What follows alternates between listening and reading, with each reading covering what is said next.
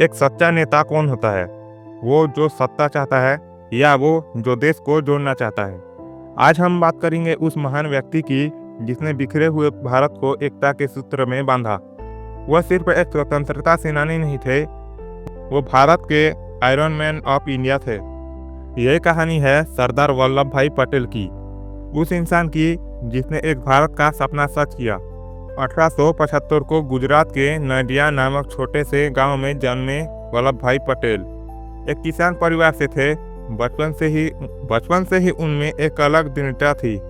लोग कहते थे लड़का जिद्दी है, पर वही जिद बाद में उसका सबसे बड़ा हथियार बनी। उन्होंने कानून की पढ़ाई की, इंग्लैंड जाकर वकील बने। वापस लौटे तो सबको लगा कि अब ये आराम की जिंदगी जिएंगे, लेकिन किस्मत ने उनके लिए एक बड़ा रोल चुना था, देश सेवा का। महात्मा गांधी से प्रेरित होकर पटेल जी ने स्वतंत्रता आंदोलन में कदम रखा।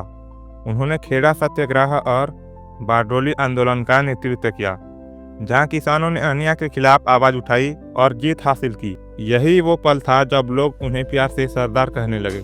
सरदार पटेल की नेतृत्व की सबसे बड़ी ताकत थी अनुशासन, एकता और कर्म।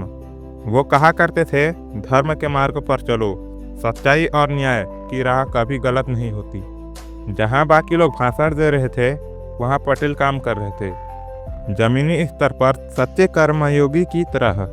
1947 में आज़ादी के बाद भारत के सामने सबसे बड़ा संकट था। देश 562 की रियासतों से बंटा हुआ था। कोई हिंदुस्तान से जुड़ना चाहता था, कोई अलग रहना। लेकिन सरदार पटेल ने बुद्धिमत्ता, कूटनीति और अटल इच्छा शक्ति से इन सबको एक साथ जोड़ा। उन्होंने किसी को समझाया, किसी को मनाया और जहां जरूरत पड़ी शक्ति दिखाई। और इस तरह उन्होंने भारत को मजबूत एकजुट राष्ट्र बना दिया। 1950 में सरदार पटेल इस दुनिया से चले गए, लेकिन उनकी याद आज भी स्टैच्यू ऑफ यूनिटी के रूप में अमर है, जो दुनिया की सबसे ऊंची प्रतिमा है। उन्होंने दिखाया कि असली ताकत शरीर में नहीं होती, वो होती है एकता, अनुशासन और देश प्रेम में। मनुष्य को कर्म करना चाहिए, फल की चिंता नहीं, क्योंकि कर्म ही जीवन का धर्म है।